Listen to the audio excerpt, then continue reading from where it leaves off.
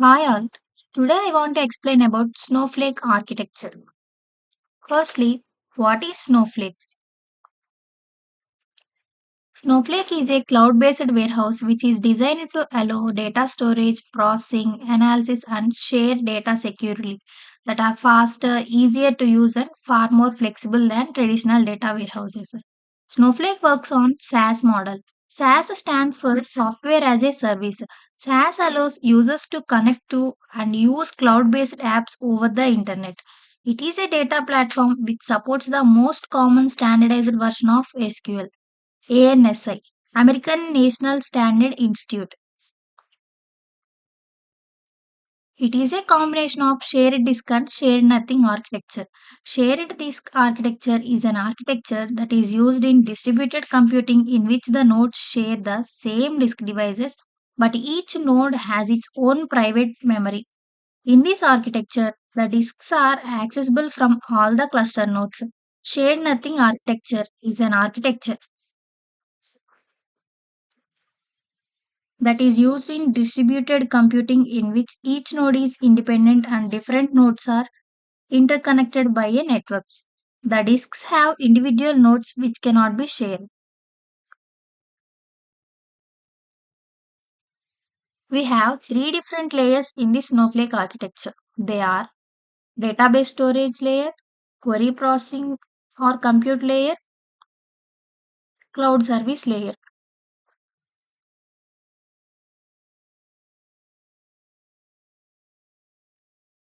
Now I will explain about Snowflake architecture.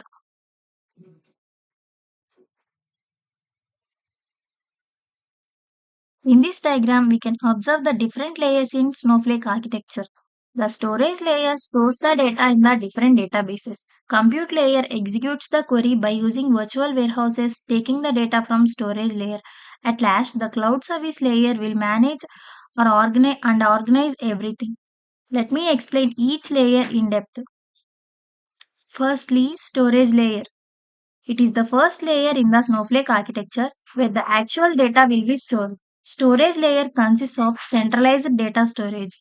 Data is divided into small manageable units called micropartitions, which enables us efficient parallel processing and optimized storage. The storage layer converts the loading data into microfiles by using micropartitioning and store them in Amazon S3 buckets. The data stored in the storage layer are not directly visible by customers. We can only access the data in storage layer by executing SQL query operations. For example, select operation gives the data in the particular table or specific columns.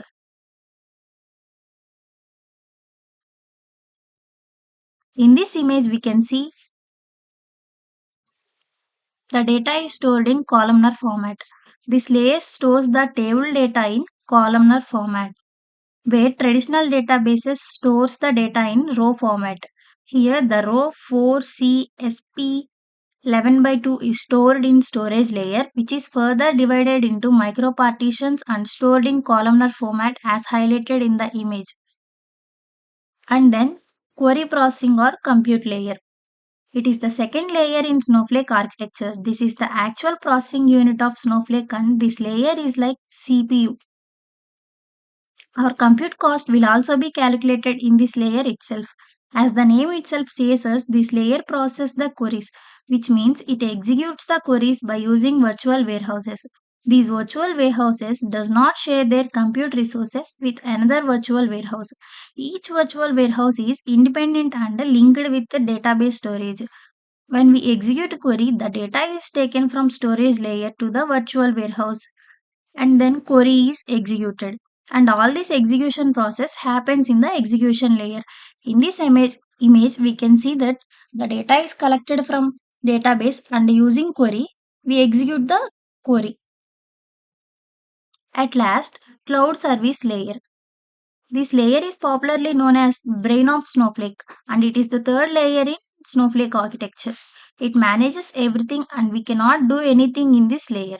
Even though the data is stored by storage layer and executed by virtual warehouses in query processing layer, but everything should be organized by cloud service layer only, like authentication, access control and security. For example, whenever you give your user ID and password, you will be able to log into Snowflake account.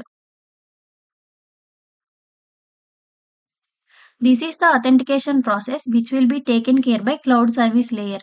Same as authentication, access control is also taken care by cloud services layer only. In this cloud services, we need not to worry about infrastructure management. It will be taken care by cloud services layer in Snowflake. Metadata management is one of the good feature available in Snowflake in cloud service layer. Metadata is a data that describes other data, providing a structured reference that helps to sort and identify attributes of the information.